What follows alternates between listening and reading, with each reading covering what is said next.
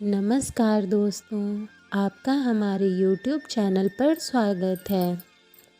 आज की इस वीडियो में आप जानेंगे अहोई अष्टमी व्रत की तिथि, शुभ मुहूर्त, पूजा विधि तथा साथ में अहोई अष्टमी की व्रत कथा। तो चलिए शुरू करते हैं। सबसे पहले आप सभी को अहोई अष्टमी की हार्दिक शुभकामनाएं। कार्तिक मास के शुक्ल पक्ष की अष्टमी तिथि को अहोई अष्टमी का व्रत रखा जाता है। इस दिन माताएं अपनी संतान की लंबी आयु और उज्जवल भविष्य के लिए व्रत रखती हैं।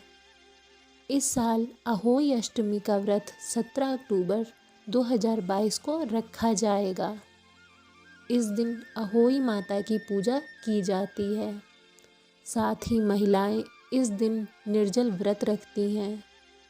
अहोई अष्टमी के व्रत को तारे देखकर तोड़ा जाता है तथा इस साल अहोई अष्टमी के शुभ मुहूर्त कुछ इस प्रकार हैं।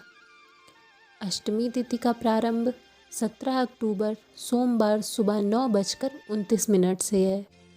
अष्टमी तिथि का समापन 18 अक्टूबर मंगलवार सुबह 11:57 पर है तथा पूजा का शुभ मुहूर्त शाम 6:14 से शाम 7:28 तक है। आइए जानते हैं अहोई अष्टमी व्रत की पूजा विधि। पुरानी मान्यताओं के अनुसार अहोई पूजन के लिए शाम के समय घर की उत्तर की दीवार पर गेरू या पीले मिट्टी से 8 कोष्ठक की पुतली बनाई जाती है। उसी के पास सेह तथा उसके बच्चों की आकृति बनाई जाती है और विधि पूर्वक स्नान तिलक आदि के बाद खाने का भोग लगाया जाता है। समृद्ध परिवार इस दिन चांदी की अहोई बनवाकर भी पूजन करते हैं। इसी के साथ कुछ जगह चांदी की अहोई में 2 मोती डालकर विशेष पूजा करने का भी विधान है। आइए सुनते हैं अहोई अष्टमी की व्रत कथा। किसी नगर में एक साहूकार रहता था। उसके 7 पुत्र थे।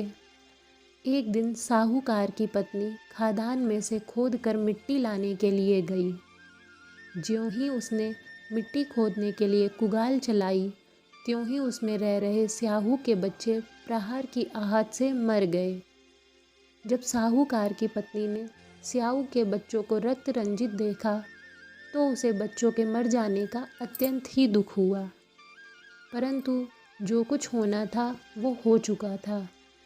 यह भूल उससे जाने अनजाने में हो गई थी। अतः दुखी मन से वह घर लौट आई। पश्चाताप के कारण वह मिट्टी भी नहीं लगाई।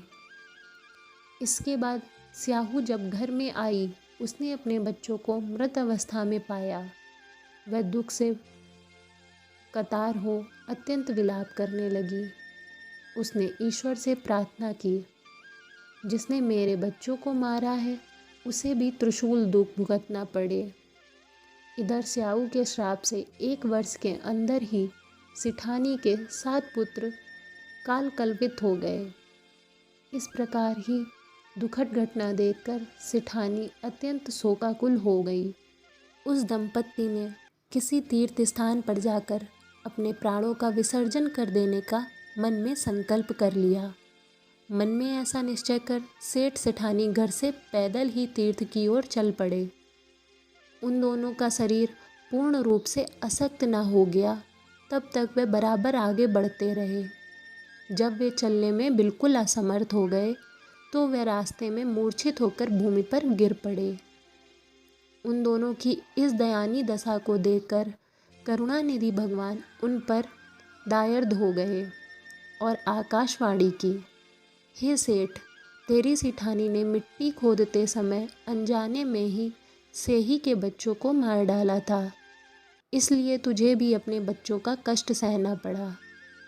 भगवान ने आज्ञा दी, अब तुम दोनों अपने घर जाकर गाय की सेवा करो और अहोई अष्टमी आने पर विधि विधान पूर्वक प्रेम से अहोई माता की पूजा करो। सभी जीवों पर दया भाव रखो, किसी को आहत ना करो। यदि तुम मेरे कहने अनुसार आचरण करोगे तो तुम्हें संतान सुख प्राप्त होगा। इस आकाशवाणी को सुनने के बाद सेठ सेठानी को कुछ धैर्य हुआ और वे दोनों भगवती का स्मरण करते हुए अपने घर को प्रस्थान किए। घर पहुंचकर उन दोनों ने आकाशवाणी के अनुसार कार्य प्रारंभ कर दिया। इसके साथ ईर्ष्या देह की भावना से रहित होकर सभी प्राणियों पर करुणा का भाव रखने लगे। भगवत कृपा से सेठ सेठानी पुनः पुत्रवान होकर सभी सुखों का भोग करने लगे और अंतकाल में स्वर्गवासी हो गए। दोस्तों, अगर आप हमारे चैनल पर नए हैं तो हमारे चैनल को लाइक, शेयर और सब्सक्राइब कीजिए। धन्यवाद।